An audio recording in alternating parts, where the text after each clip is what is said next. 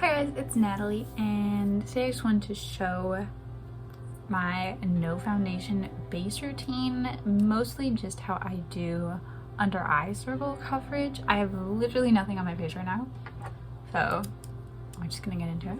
I'm starting with my skincare. The whole essence of how I do my base makeup without foundation and concealer is that you really want a hydrated base that's not too wet. Now this is something, if I'm experiencing some like pore enlargement, which is usually like hormonally related, I'm experiencing a little right now, just right here. I don't do this every day, but it is something I do, I guess once a week, twice a week maybe. The Tatcha silk canvas. I'm just going to use this like flat paddly brush, which is the same brush I'm going to use later for the next thing. You can put this pretty much anywhere you want a little bit more smoothness. I just like to put the brush directly into the potted product and just wipe it on, kind of pressing and swiping into the areas where I have some larger pores that just could be blurred slightly. You can also put it anywhere you want a little bit more like longevity, but I think it really just works the best for doing a really light kind of pore blurring effect. So this is kind of the like patchwork skin that Lisa Eldridge is talking about now, but I've literally been doing this for 2 years. So this is the Becca under eye brightening corrector in light to medium. Becca, this is now sold with Smashbox, and there's different shades, so I don't know if there is a shade that is this shade still. This shade just works really well. I find that sometimes under eye brighteners are either too dark or too light. If they're too light, it's just like white and it doesn't really do anything. Except kind of makes it look worse actually. And then if they're too dark, it's now like needs to be corrected over the top with foundation. But this one, just because the formula's so thin and it's really more of a cream than like a concealer in consistency, it just blends on top really nicely. Just on the bare skin. I will kind of use a lot and slowly layer it. I'm using that same kind of patting, swiping motions. It's nice to just get a little bit of coverage with kind of a zero coverage look. They're essentially hereditary under eye circles. It's really just the pigment of my skin and also the shadow that my bone structure creates on my face. So it's pretty much just reflecting light somewhat and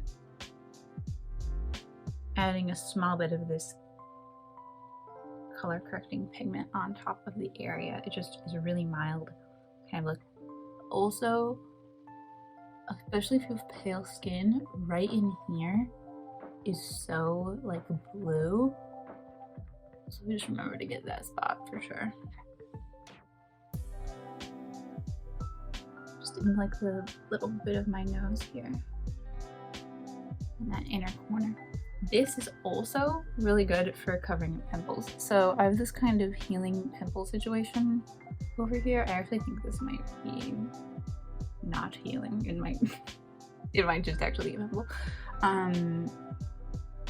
Doesn't really matter because it works for both, but it just adds some kind of camouflaging. And this is like not the color of my skin, but because of the nature of a color correcting product like this that doesn't really have much pigment, it just lightly coats over the area.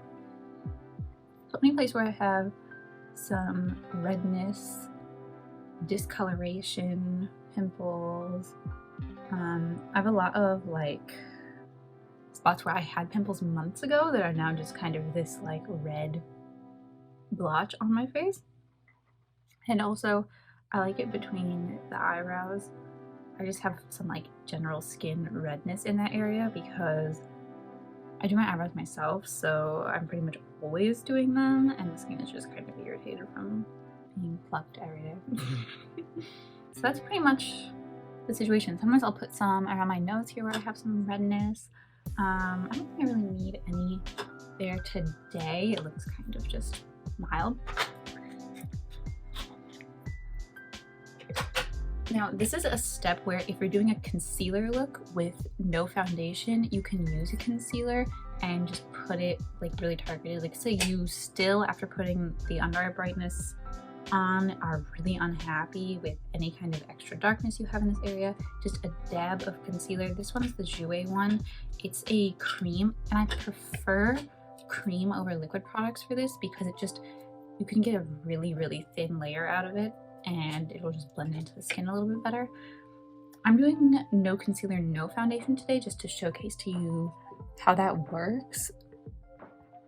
But overall you can see that it's just kind of lightened up the face somewhat.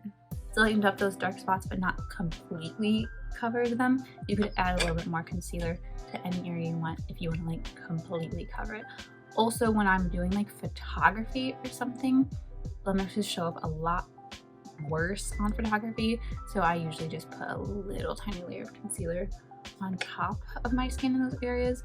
But I think just to showcase how no concealer works, I'm going to forego it today, but this is the time in which you would want to add a little concealer on top. Next, I'm going to use powder. This is the Hourglass Veil powder. You can use any powder. I used to use pressed powder, but now I've determined that I like the loose powder for this more. It pretty much just allows you to layer it better. I find that pressed powder just doesn't layer as well as loose powder because you can just kind of pick it up and like tap a lot off, and also really rub it into the brush on the cap. So there's not a lot of powder on this brush, barely any. I'm just kind of picking up whatever like residues on there and then tapping it off on the cap. So I mean, there's like, you don't see anything come off because there's pretty much no powder on this brush. But I'm just gonna go over all these areas. So here, just to kind of like showcase a little.